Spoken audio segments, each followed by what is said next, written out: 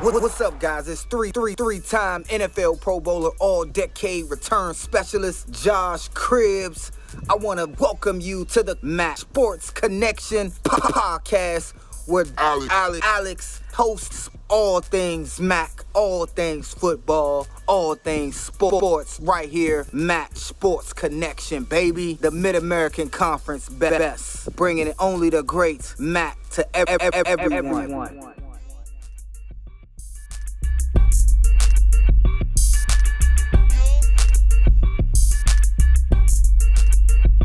What is up, guys?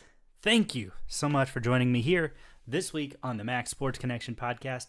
I'm your host, Alex the Captain. As always, I appreciate the support. Rocking the Central Michigan softball shirt right now. As of this recording, they are still in the Mac softball tournament. The softball team doing a great job, earned the tournament bid. They earned the 5 seed, if I remember correctly, based off the bracket. And as of this recording, I'm recording on a Thursday night. You guys will get this on Friday. They are playing in an 11 o'clock game. The Toledo Rockets just lost in the bottom of the 7th inning to the Miami Redhawks. Shout out to Miami. This is the third time we've seen Miami and Toledo play in a postseason game this year. We saw it in football. Miami beat Toledo back in the MAC football championship. And then we saw Toledo kind of get a little bit of revenge in the MAC tennis championship on the women's side. They beat them at home. This is the third time Miami was triumphant in this third attempt. So congrats to Miami as they move on to tomorrow's slate of games. They got to wait to find out who wins between Ball State and Ohio tonight. And then, of course, whoever wins the late game between Central Michigan and the loser of Ball State, Ohio, they go home and are eliminated from the tournament. So good luck to all teams still in. Western Michigan was eliminated last night. Central Michigan knocked them out of the losers bracket after losing to Toledo earlier in the day. Got an exciting rest of the tournament. It was a long rain delay. A 9-hour first game of the day. Again, Miami triumphant. I believe it was 5-4, a sack fly in the bottom of the 7th. 5-4 victory for the Redhawks. So hats off to them. Congrats to them on a great win and a great victory. That's not why I'm recording this episode today. About a week ago, Josh Pate, you guys know him, Late Kick Pate, great, I don't want to say host, but I'm going to say host. I love his content. I actually really enjoy Josh and all he's done for talking college sports, and some of the points he's made has been phenomenal. Recently, he made an argument that the G5 should move forward with a separate playoff, create their own championship. Josh, again, all of the stuff that you've done has been great. I love your talks on kind of mental health, the talks about like persevering and things like that. So this is no ill will towards you. You said that you want what's best for the G5, and you claim to watch you claim to watch more G5 football than about 90 to 95% of people who are upset with you for this take.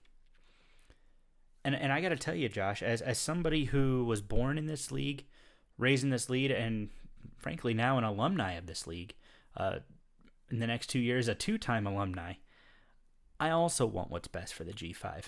I also want what's best for the MAC.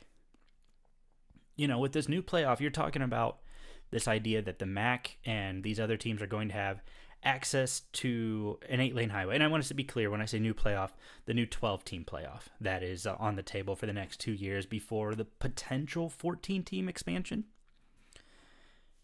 You say that we are going to be on an 8-lane highway that goes off a cliff. Honestly, you're probably right. I'm not going to sit here and debate that, Toledo is going to go out and win the college football playoff this year. I'm not going to say Miami Redhawks are going to go out and win it this year. I'm not going to pretend. I understand that there is a gap. So I'm probably going to make a few of your arguments for you. And I think most fans of the G5, especially in the MAC, some of the Mountain West, Sun Belt, whatever, I can only speak to the MAC, but I think most fans recognize they're not going to win that first tournament. They're not going to win probably a tournament ever. But I think it's about the idea of being given access. Florida State and Georgia this year, my number one example, and I'm using a Power 5, Power 4 example.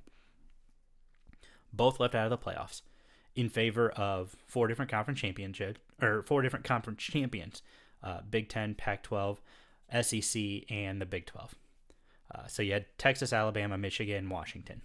Georgia, they lost the SEC championship. Florida State actually went 13-0, won the ACC championship, and now we're looking at something to where we now have a champion being left out of the tournament. First time this has happened in history where people were like, wait a minute, we should be expanding. We saw what happened. Georgia fans, saying, oh, we should be in the playoffs. Florida State fans saying, we should be in the playoffs.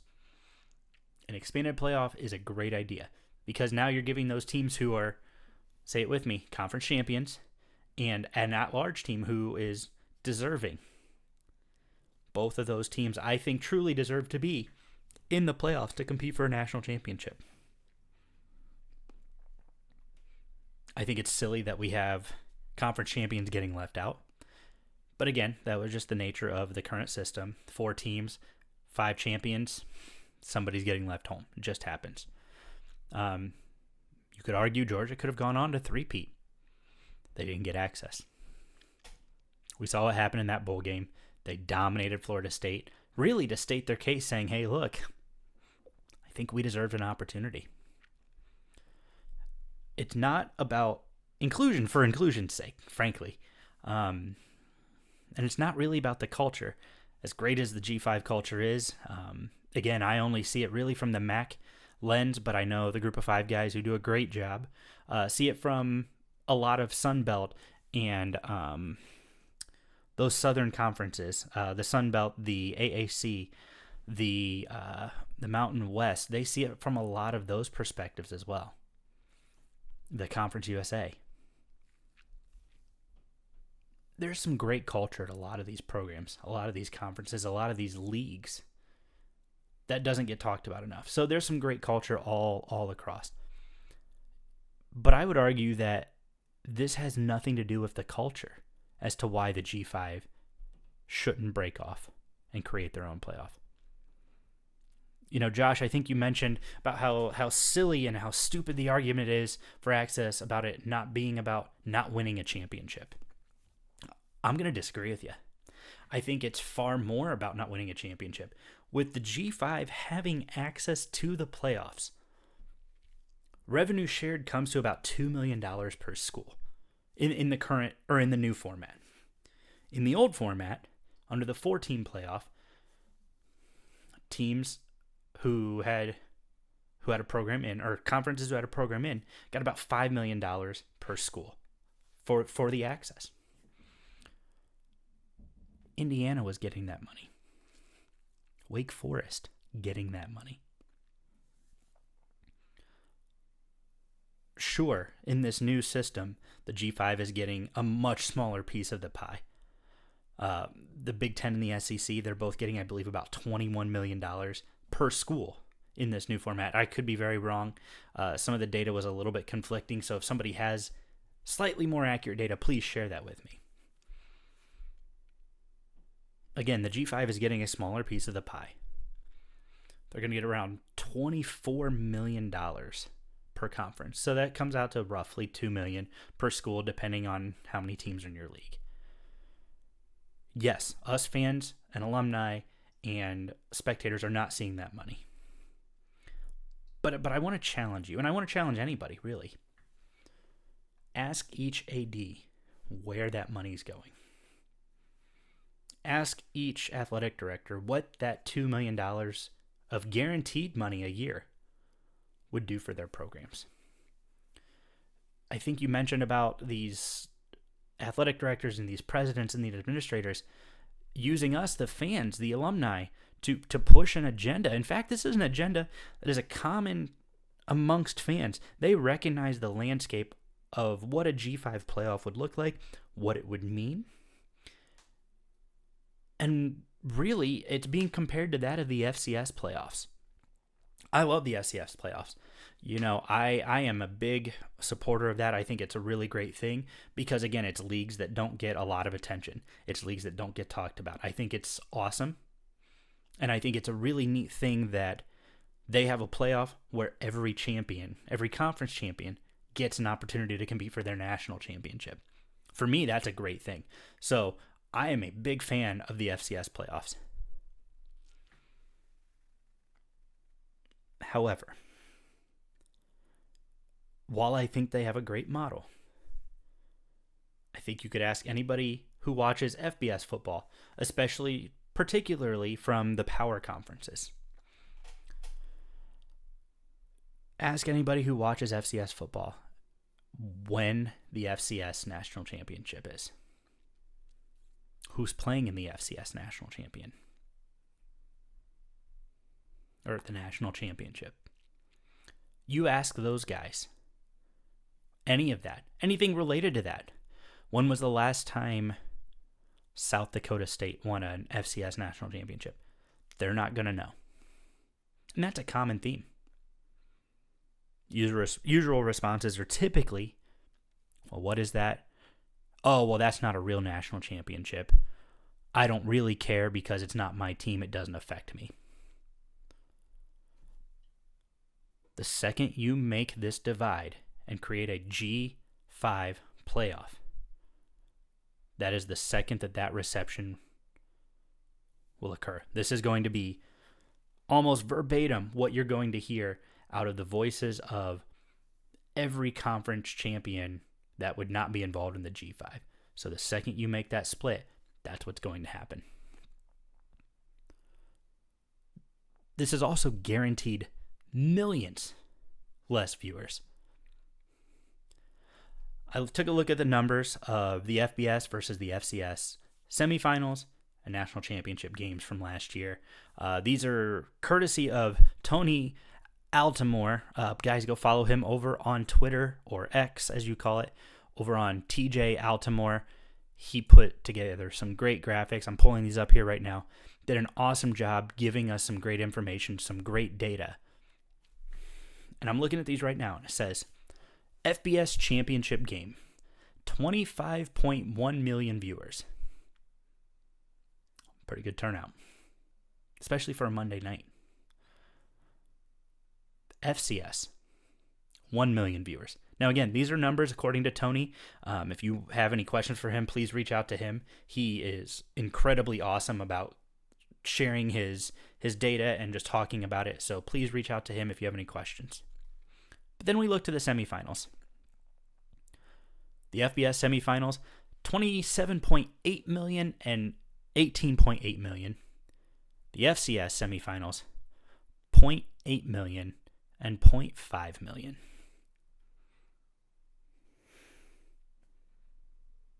So I did a little bit of other digging. I'm like, well, surely we've had a FBS college football playoff semifinal that wasn't that great. Let's look at the one where the G5 was in. Cincinnati represented the group of five, first team to make it to the FCS college football playoff out of the group of five, had a tremendous season. Their semifinal game against Alabama back in 2021, so just 2 semifinals ago, 16.6 million viewers. That's 16 million more people than watched one of the FCS semifinals this season. 16 million more. Viewers equals revenue equals dollars to the university. I don't have all the data to back this up, but I do know from when the MAC has been in BCS games that money went on to help those programs.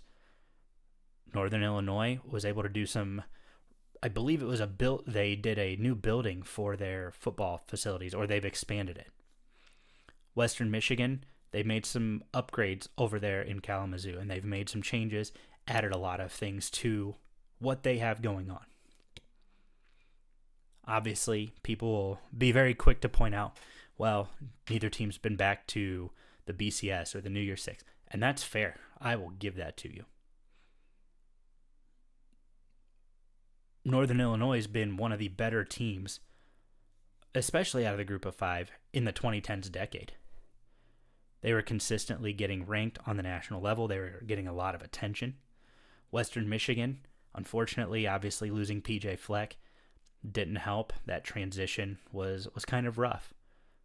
But he took them from getting 1 and 2 star guys to 3-star guys and a score away from beating Wisconsin in the Cotton Bowl. Sorry, tying Wisconsin to possibly force overtime. It's not about winning, especially right now. And we know that. In fact, it's about branding and national recognition. It's about getting the opportunity to put the best against the best on the biggest stages with the biggest audiences. It's about receiving even just some of the same benefits of those big brands, despite their worthiness, despite not. You used a little bit of our logic, as you said, to cherry pick numbers and stats to argue against G5 kind of getting into the playoffs. And that's fine. Although I do want to point out, you conveniently didn't mention that since the inception of the college football playoffs, on the biggest stage in the biggest games, the G5 is 4-6 against power opponents. Now I know a lot of people are going to be very quick to say, but Alex, there have been opt-outs. There have been players hitting the transfer portal. There have been players who, it's a meaningless bowl game. It doesn't matter. I don't buy that. Sure, you get a few guys who opt out because they're prepping for the NFL draft. But for me, you've got a guy who's going to play his last ever college football game, playing in that game. A guy who has worked for 4, 5, 6 years to get to a prestigious game like the Cotton Bowl or the Fiesta Bowl, whatever it may be. You get guys who have worked so hard to get to these stages. And you're telling me all of a sudden now they don't care because it's a meaningless game? Maybe some of them don't care. Maybe. I will give you that. Some of those guys who are opting out from those power programs, maybe they don't care. But I doubt it. I doubt it's because they don't care. Nobody remembers who the loser is. Or very rarely do they remember who the loser is. Unless it's Boise State, Oklahoma. Unless it's Auburn, UCF. Shoot, I think you could even talk about Penn State, Memphis. 53-39. That was a great game. But you broke down some other examples. And so I decided to dig into these numbers a little bit. You said that, and I've got the numbers here, the G5 is 93-351 since 2019, 26-180 against the SEC and Big Ten, 67-171 against all others, good for almost a 40% winning percentage. Actually, I take that back. That is an incorrect number. I'll crunch that number and I'll post it later. Guys, I apologize. But as you said, it's not even the best of the best. These are some of the worst teams in these power conferences. That's fair. That's very fair. But in your words, as I filter, I went through and I looked at each MAC champion contender over the last couple years to see the Power 5 opponents, not only who they played, where they played, and honestly, I'm going to make some of your arguments for you. I'm going to help you out because I think it's important. I think it's important to look at all the numbers. Let's look at the last three. So this past season, Miami, Ohio went 1-1 against Power 5. They went 38-3 in a loss to 7-6 Miami, Florida. And then they beat 3-9 Cincinnati in overtime at Cincinnati. Toledo 11-3, the MAC runner-up, 0-1 against Power 5. A last-second 30-28 loss to 5-7 Illinois at Illinois. Ohio University went 10-3, 1-0 against Power 5, beat them 10-7 at home against 7-6 Iowa State. Power 5 with a winning record. 2-2 on the year, 1-1 versus winning records, 1-1 versus losing records. Okay, about 50%, not bad. Previous year, Toledo 9-5, MAC champion. So not even a good MAC champion year. In fact, I don't think Toledo was the best team in the conference this year. 0-1 against the Power 5. They played Ohio State at the Horseshoe, 77-21. Ohio State went on to be 11-2. Ohio, who, again, I think was the best team in the conference that year, 10-4, 0-2 against Power 5, lost at 4-8 Iowa State, a loss at 11-2 Penn State. Buffalo, who could have won it out of the East, went 7-6, 0-1 against Power 5.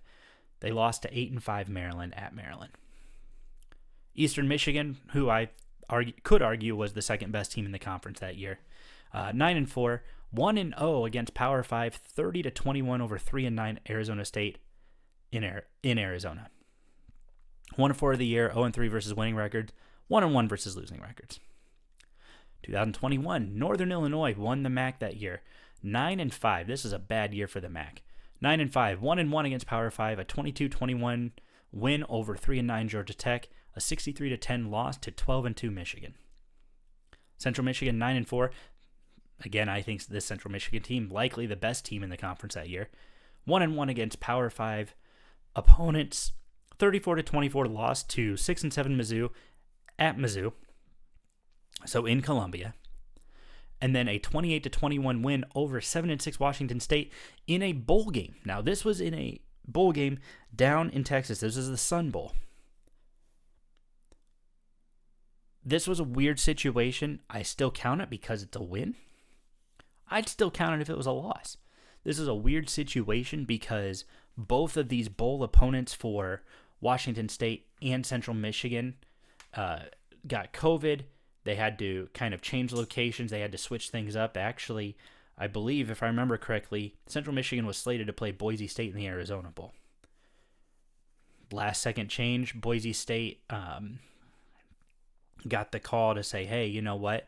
We got to cancel this game. However, in 3 days, if you guys want to play Washington State, maybe 3 or 4 days, it could have been, it was a quick turnaround.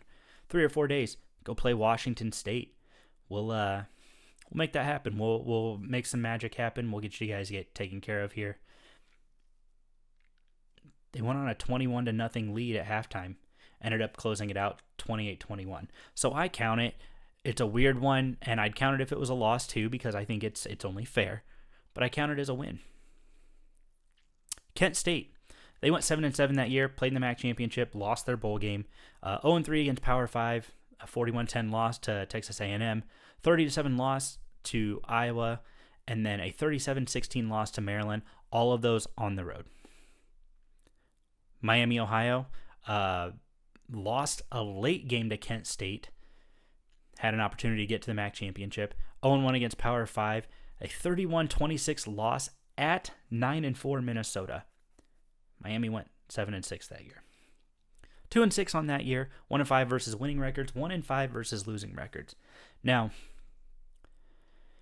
since 2001, the contenders have gone 5-12 against Power 5 opponents. And that's just contenders. I didn't bring up that Bowling Green beat Georgia Tech this last year 34-24 on the road. I didn't bring up that a couple years ago Miami beat Northwestern at Northwestern. Didn't talk about going back even further, Eastern Michigan beating Illinois on the road.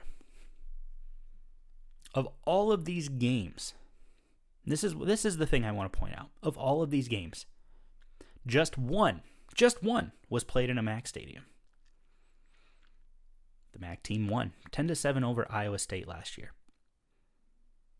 Some of the games, admit, blowout losses. When you see a 63-10 loss to Michigan in the Big House, it's hard to argue that. When you see Toledo go down and lose to Ohio State 77-21 in the Horseshoe, a night game, great night game, great atmosphere. I was there for that game. Awesome time, unless you're a MAC fan, unless you're a Toledo fan. But in general, I enjoyed the facility. I had a great time in Columbus. It's hard to argue those. However, other games, one-possession ball games in road environments. In fact, there were 8 of them. I think, going back and counting, there were 8 one-possession games. 4 teams playing on the road against schools with better resources, access to more money, purely because of their alignment with a Power 5 opponent, or with a Power 5 conference. Most of these are Big Ten teams. Obviously, you've got Missouri, you've got Arizona State, now a former Pac-12, but most of these were Big Ten teams. I think for me, what I'm really trying to argue here is not that the MAC would win all of these games if they were played at home, because I don't think that's the case. In fact, I'd say the record would probably be a little bit more tilted in the MAC's favor. 5-12 in those games. You throw out a couple of the blowout losses, I'd say anything over a 10-point loss, you just automatically give to the winner. But in college football, it's pretty classic to say the home team gets, 3 points? Illinois beat Toledo this year 30-28. You give the home team 3 points. You take away those 3 points. Toledo wins 28-27. You put that game in the Glass Bowl. Toledo wins 30-27. Toss-up game, I'll give you that. A couple other games like that as well. And again, some of these were road victories for the MAC as well. These one-possession road victories. Northern Illinois beating Georgia Tech 22-21. Again, you spot the home team 3 points. Northern Illinois beat Boston College this year on the road. So when these teams don't travel to MAC stadiums, makes you wonder. You talk about access, you talk about getting that money. I do wonder if maybe these outcomes would be a little bit different if, I don't know, you say, hey, we're going to go ahead and throw this game into a MAC stadium. Let their fans create the hostile environment. G5 against G5. We saw San Jose State travel to Toledo this year in a great game. That was a phenomenal game. Toledo ended up winning. You play that game on the road, I think Toledo loses it. Just something to consider. Those big programs would be willing to travel more, and hats off to the ones who have. I want to give them their flowers too. Vanderbilt has traveled to Northern Illinois. Mizzou, we have seen them travel to MAC opponents. A few years ago, we saw them travel to Toledo. Miami, Florida, they traveled to Toledo. Kentucky, up until the buyout, was actually going to travel to Akron this year. So I want to give them their flowers too. But really, I'm kind of shaming the Big Ten a little bit. These are guys right in your backyard. You don't think that you're going to dominate the MAC stadium in terms of fan turnout? I think you might. I really do. Now, I say that, and I was at the Miami, Florida game against Toledo, and the Glass Bowl was covered in blue and gold. It was heavy blue and gold. You had a nice little patch of orange and green. It was pretty heavy blue and gold. So, I don't think that it's necessarily indicative of what it's going to look like. And I don't know that all these results change, but I think you're already putting the G5 at a disadvantage by not even being willing to consider traveling, unless it's a 3-for-1. So when we expand the playoffs here, everybody wants to talk about how it's about giving the most deserving teams an opportunity to win a championship.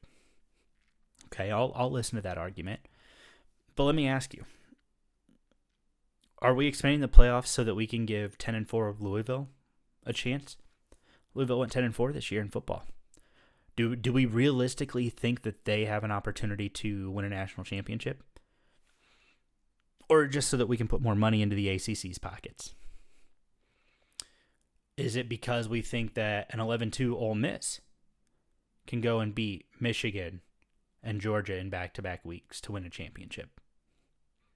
By the way, this Ole Miss team lost 52-17 to Georgia in the regular season. Do we really think that they have a shot at winning a title despite being an 11-2 ball club? Or is it to, again, put more money in the hands of the SEC? And I think it's also, again, that's money that the fans aren't going to see. You know, you talked about the fans not seeing the money. I think this is a prime example. You know, Vanderbilt, God bless their soul, they get to cash checks that Alabama and Georgia get for the conference just by winning national championships. You really think Vanderbilt's going to snip the playoffs? I don't. And even if they do you really think Vanderbilt's going to win a championship? I certainly don't. But I don't hear you calling that out. Wake Forest, again, they are still collecting a lot of money just for existing in the ACC. What do they contribute to football? Indiana, they're in the Big Ten. They are going to receive $21 million next year. Again, if somebody has better numbers, please share that with me. I want to get this correct. They're going to receive $21 million for being in the Big Ten. But when I looked at their schedule last year, they weren't great. But they needed 4 overtimes to beat 2-10 Akron. 4. And you're telling me that they deserve the access to the money that the Big Ten gives them just because they're in the Big Ten? I don't. I certainly don't. They proved on that day they are 2 points better than a 2-10 Akron team. This wasn't conference play. This wasn't, they played a Big Ten schedule and they had it rough. This was preseason to the conference play. This was early regular season non-con games, and they needed 4 overtimes to beat Akron. 4.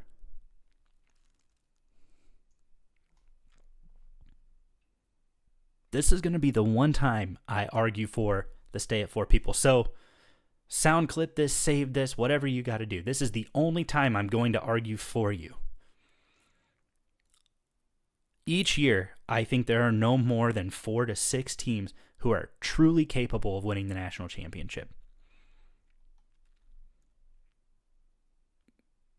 And now we're going to expand to give teams who can't even make their conference championship game access to try to win a championship. It's not about winning a championship for them. It's about branding. It's about national recognition. I think one of the other things that needs to be addressed is the margin of victory for G5 over P5 is getting smaller. You know, that much is true. You know, Eastern Michigan, they had a 9-point win over a 3-9 Arizona State. Herm Edwards was fired after the game.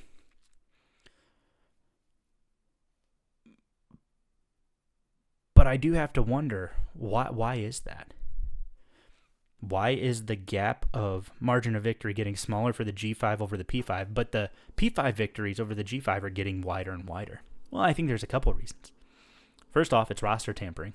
That's right, I'm going to say it. I'm not going to call out any coaches or anything because I refuse to do that. I refuse to slander. I refuse to say this is happening. I don't have any verifiable proof. So I'll leave that to somebody who has more credibility, who has more knowledge of the situation. But I will say this. Nick Saban said on national television he wanted Quinyon Mitchell, Toledo's first-round draft pick this year, by the way. He wanted Quinyon Mitchell to hop into the portal, come to Alabama. Now, a lot of people are going to sit here and say, oh, he was tampering, he was getting involved, he was doing... I don't think Nick Saban was specifically saying, hey, we're trying to get Quinyon to get in the portal. I genuinely don't think that that's what happened. I truly, truly believe Nick Saban didn't have any conversations with Quinyon Mitchell. However, I'm not going to say maybe one of his lower-level staffers didn't try to say, hey, we'll offer you X amount through our NIL to get you to come to Alabama.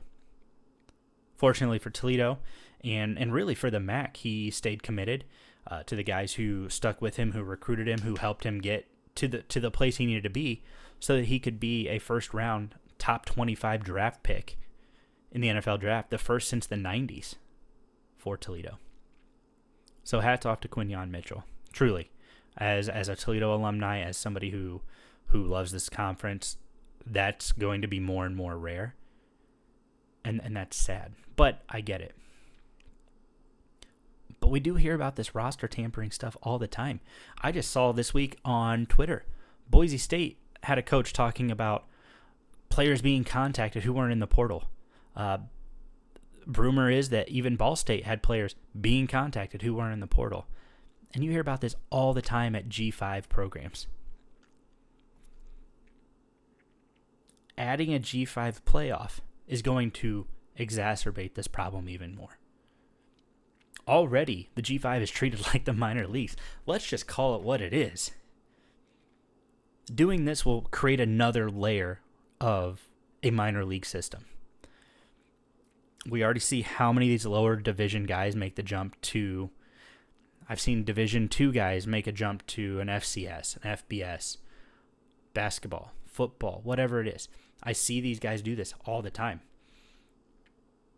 And now we're hearing stories about coaches actively contacting G5 players. Some coming out even during the season. What are we doing about this? And why aren't we talking about it more? I think that's really, that's issue one with why we're seeing this divide even more. Obviously, G5 cannot compete NIL-wise with the Power 5. That's just Power 4 now, I guess. That's the nature of the beast. That's what's happened. But that's also kind of media-driven and ESPN-driven, whatever. Again, branding. You know, Josh, I think you mentioned something about G5 teams getting gutted in this modern era. Again, this roster tampering stuff, absolutely, I agree with you. But I also think that now the other part of it, there's a second part of this, and it's the NIL. And really, NIL and transfer portal are going hand in hand. We've seen this year alone over 1,000 players enter the transfer portal, all chasing a bag. Sorry, not all chasing a bag. A lot of them chasing a bag. Some guys are transferring back home just because it's like, hey, this is where I need to be. And I respect those guys. I want to give them, the respect they deserve. I know a couple years ago, Toledo had a running back, Bryant Koback, do the same thing. He was at Kentucky, transferred back to Toledo. He was from right down the street from the Glass Bowl. Transferred back home because of some family stuff going on. So I get it. And that's not everybody out there doing the thing where they're like, oh, well, we gotta transfer to go get a bag. No, some guys are transferring home and they're doing what's best for them. Some guys are transferring down. They recognize, hey, maybe I'm not cut out for this level. And that's okay too. And I give those guys props.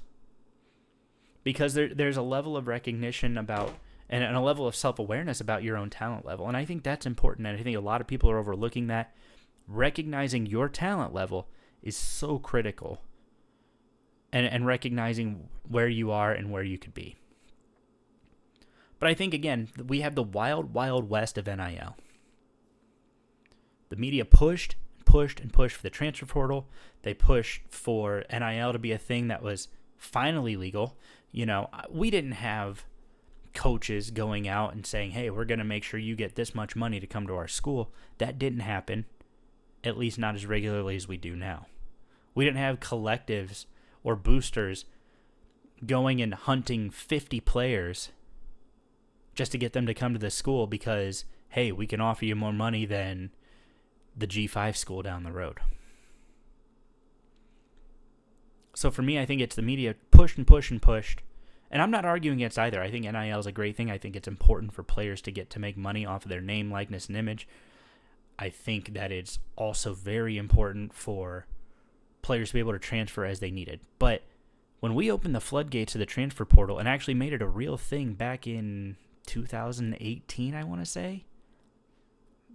Somebody correct me if I'm wrong. I believe it was like middle of the football season back in 2018. We've just seen it explode, especially with the NIL. For me, it's, again, I'm not arguing against either, but this is the unintended consequence. I think, Josh, I'm going to use your own words. We can want whatever we want. We can fight for whatever we want to fight for, but you cannot get changes that you want consequence-free. Damaging the G5 and really damaging the sport of college football as a whole is the unintended consequence of the Wild Wild West NIL and the open, fluid transfer portal that we have today.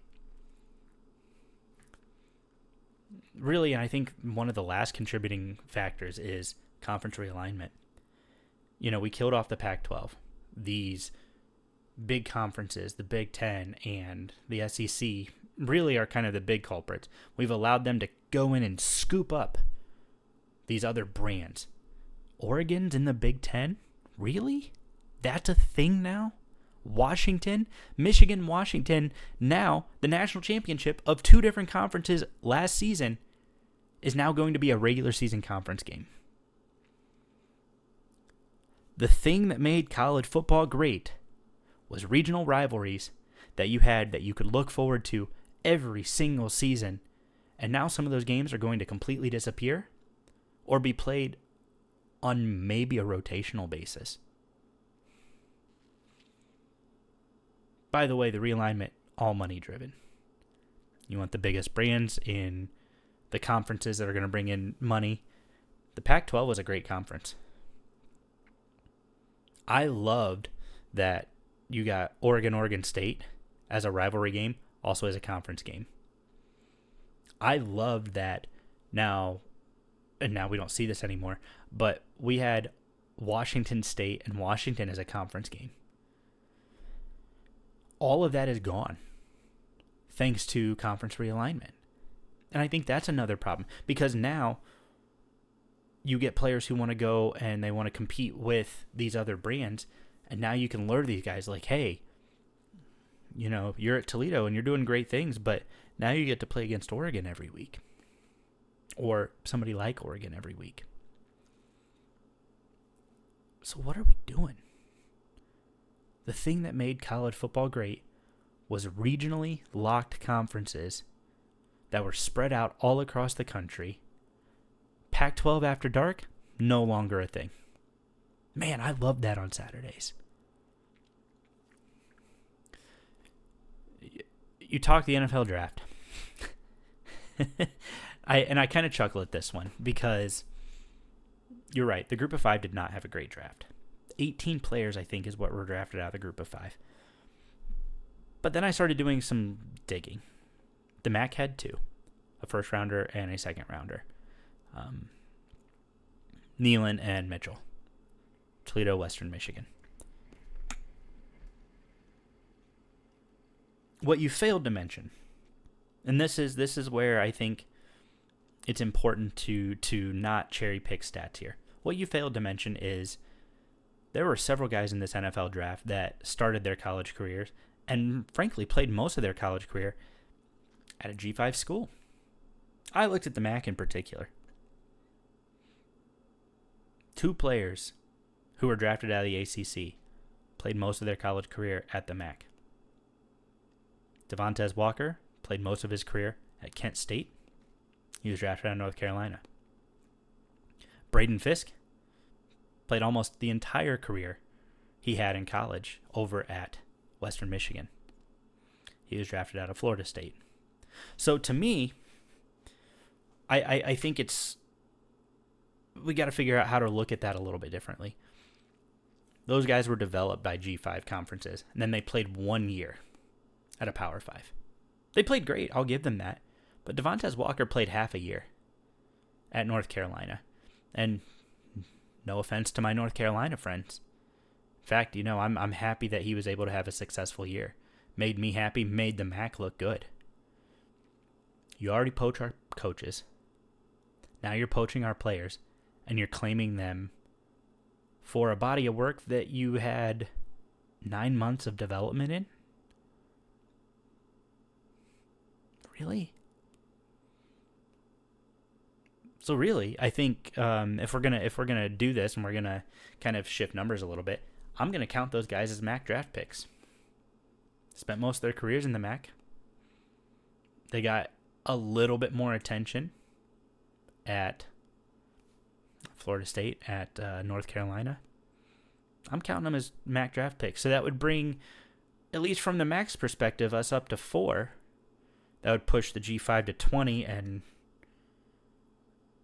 maybe drop the ACC to.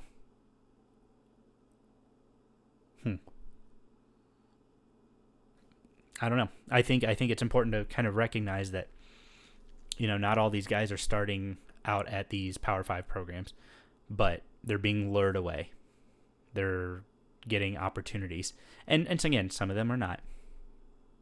But I think it's important to recognize, hey, some of these guys started out at the G5 level and played most of their careers there. So, got to give them that. For me, when I watch college football, I tune in and I watch exciting teams, exciting players. But more than anything, I love the underdog. I love watching Miami, Ohio go to Cincinnati and play the Bearcats, who they haven't beaten 15, 16 years. And that rivalry is weird, and we'll kind of talk about that here for a second. That rivalry is actually incredibly weird. They don't play a true home and home anymore. And I don't know who's doing that is. I don't know if that's Cincinnati saying, hey, we need a little bit something different in order to keep this rivalry alive. But I think looking at it, they play, and I could be very wrong on how this is laid out, but when I was looking at it, they play year 1, they will play in Oxford, Ohio at Miami. Year 2, it's at Cincinnati at Nippert Stadium. Year 3, it's in Cincinnati at Paycor Stadium, the Bengals, but Miami's the home team. Year 4, it's back at Cincinnati in Nippert Stadium. Year 5, back in Oxford. So Miami, Ohio actually only truly gets one home game during all of that in a 4-year period. Oxford's about an hour north of Cincinnati, and then it's off a beaten path and whatever. So for me, I don't think it's fair to say that, well, Miami gets to play home game. They don't. They get to be at Paul Brown, or as it's now called, Paycor Stadium, as a home team for half of their home games in this rivalry. And that's a change that happened a few years ago. And guys will talk about it's a great opportunity to play in an NFL stadium, and I agree. I think it's an awesome opportunity. But why not rotate that if you're Cincinnati? Like say, hey, 1 year we'll be the home team at Paycor. In 2 years, you guys be the home team. And then you can continue to utilize your home stadiums for this rivalry. That means so much to people.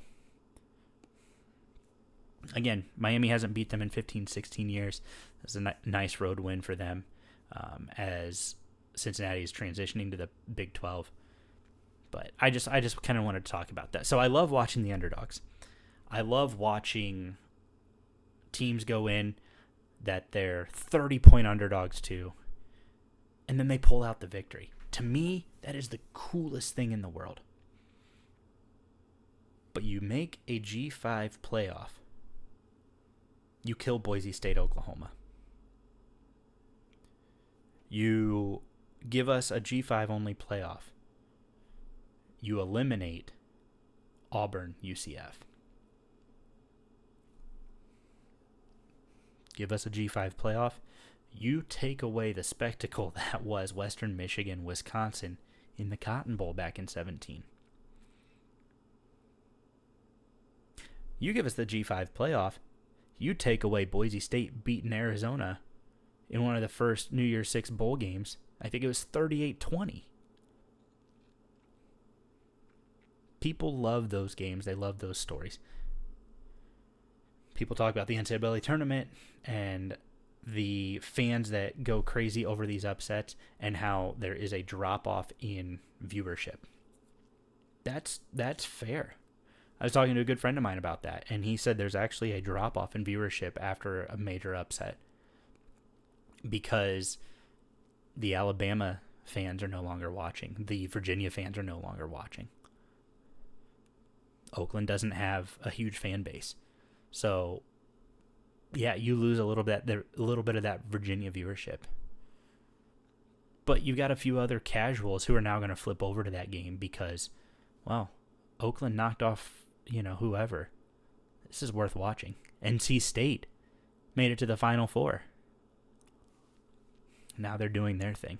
So I think that argument about viewership dropping off is a fair one, but I also think it's kind of a weak one. People love players and teams pulling off upset victories. But when we see Ohio State versus Alabama for the 7th straight year, I'm going to be honest with you, that gets old. That gets old really quick. For me, I'd rather watch Miami go in and take on a 9-3 LSU in the first round of the playoffs. Possibly host. I mean, we know the powers to be at ESPN and the college football playoff will never let that happen. But let's call it what it is. I'm not afraid to sit here and say it. What's ESPN going to do? They're going to tell me I can't run my podcast anymore. But I think it's going to be really interesting because people are going to tune into that game for 2 reasons. You're going to get Miami people excited to watch that game. You're going to get MAC people excited for that game because it's like, hey, they're carrying our banner. They're representing our league. It's people always talk about, oh, well, the Big Ten doesn't really stick together. That's not true.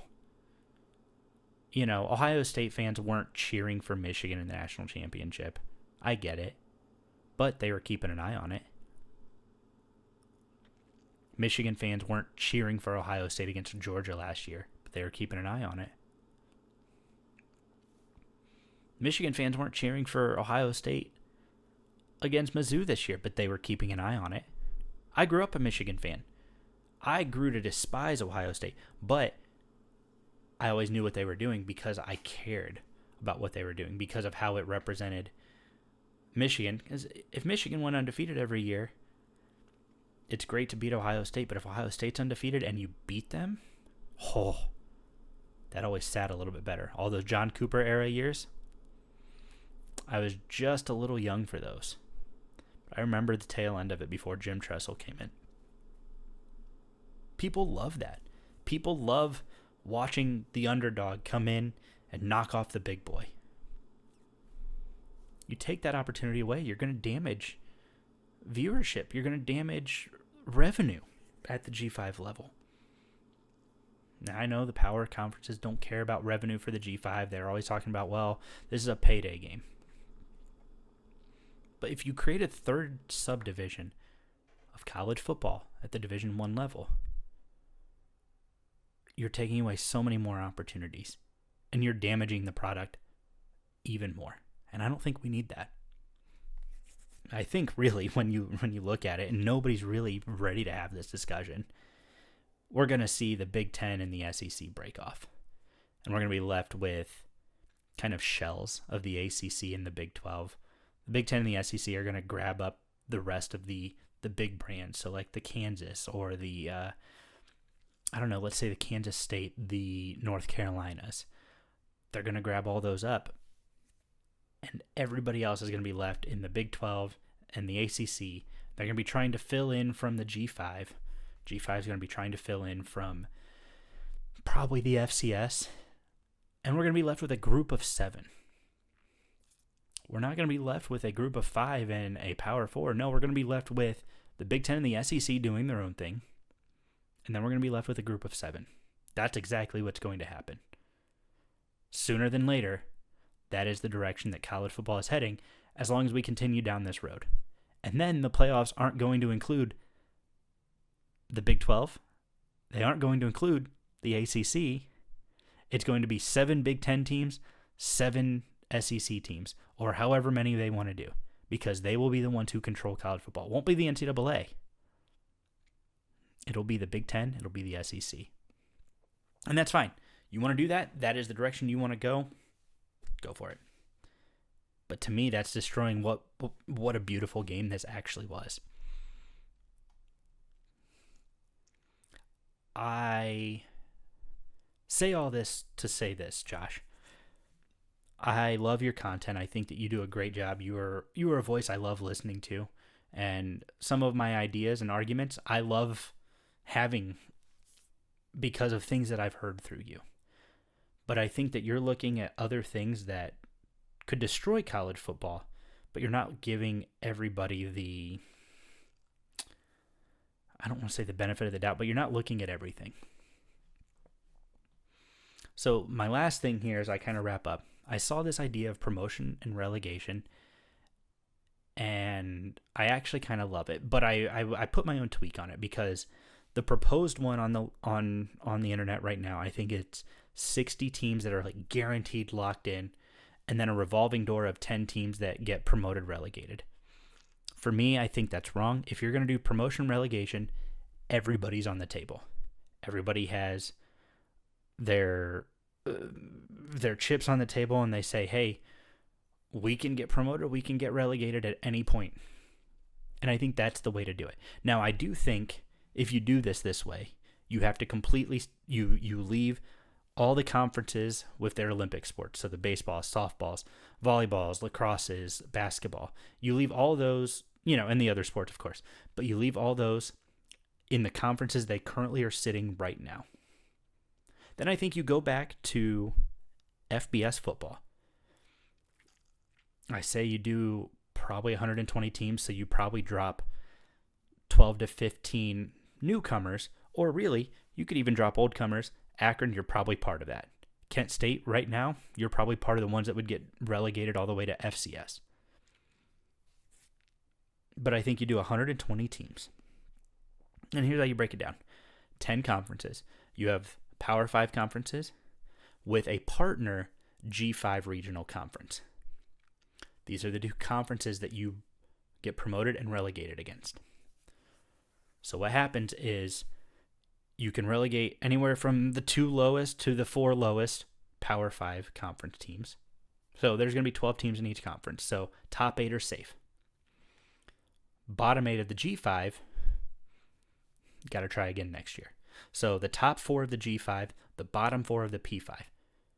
You make them play championship weekend. So you don't hold a regular season championship game, or you don't hold a title game unless it's for the Power 5 conference. But you do say, hey, bottom 4 P4 teams, you're going to play the bottom 4 or the top 4 G5 teams. A lot of 4s, a lot of 5s. I apologize. Bottom 4 P5 teams. You're playing the top 4 G5 teams. You play them again, championship weekend. So you go G5 champ versus the 4th worst team. G5 runner or G5 second place against the 3rd worst team. G5 3rd place against the 4th worst team. And then G5 4th place against the dead last team of the Power 5. You play them all, and we can toy with this. You can do 3, you can just do 2. Or even if you want, because bowl games are important, none of these teams are eligible for a national championship. However, they are eligible for a promotion relegation bowl game. You can play it at bowl sites. This gets people excited. So this will do a couple things. One, you get the Alabamas, the Ohio States.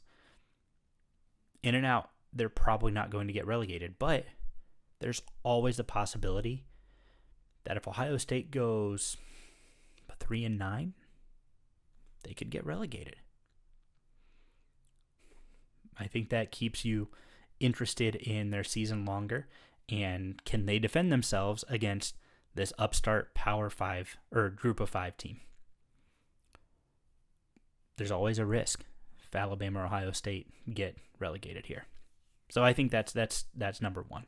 Number two, the Indianas, who go to 4 overtimes with a 2-10 Akron. Them, the Vanderbilts, the Wake Forest, they can get relegated, but they can also get re-promoted. You're not stuck. It's not purgatory. You can get re-promoted.